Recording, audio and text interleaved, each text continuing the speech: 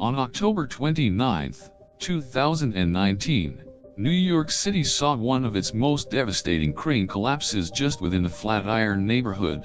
The night fall came early with unbelievable damage resulting from the crane collapsing onto buildings in the area. Two nearby buildings suffered the brunt of the impact in the wake of the collapse, one with a hole made in the side of a building, the other crumbling underneath the inescapable force.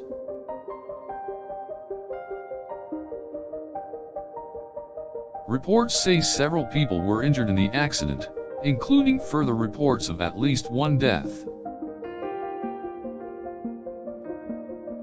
Fortunately, the casualties were relatively low in comparison to the damage done.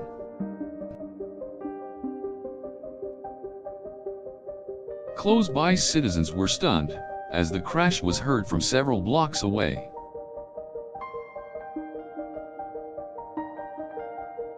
The crane was said to be used in a large construction project in the area, with many suggesting that safety protocols may have not been followed.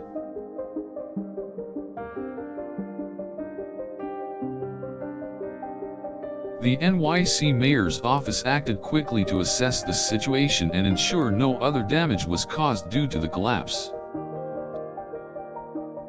The surrounding area became a crime scene quickly, as police formed a perimeter and blocked traffic from the block directly after the accident.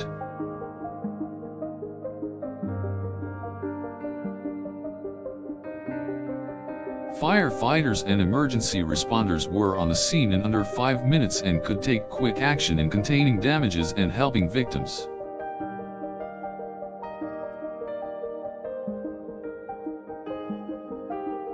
Architecture and building experts were in the scene to assess the level of damage done and to estimate the effects on the surrounding infrastructure.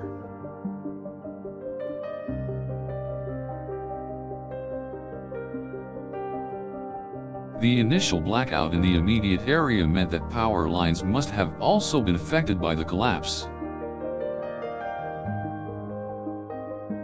In the following days, the NYC mayor's office would start an investigation into the matter, as the causes and motives behind this tragedy would slowly start to see light. With repairs and damage assessments taking a hefty toll, the bill to repair the damages done must also be taken into account.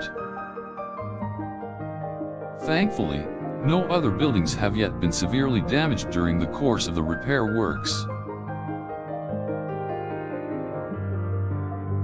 To prevent further accidents, new safety protocols are now in place and construction workers must be mindful of the workplace situations in order to avoid any such incidents. The New York Times quoted a structural engineer as saying that the crane's failure could have caused a domino effect, leading to further fatal accidents.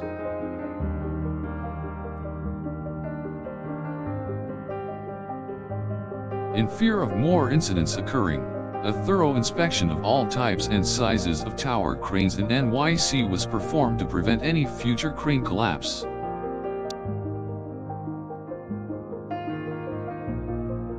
In the aftermath, businesses nearby were heavily affected and had to be temporarily closed due to the magnitude of the incident.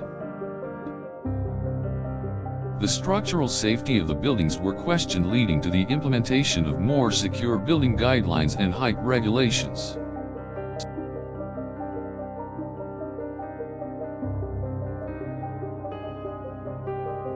Families of fallen victims were granted financial and emotional support as an act of compassion in light of the disaster.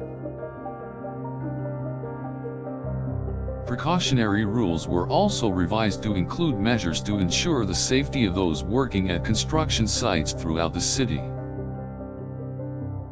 NYC's Department of Buildings released an investigative report on the crane collapse, stating that a formal investigation would be conducted to determine the cause of the collapse.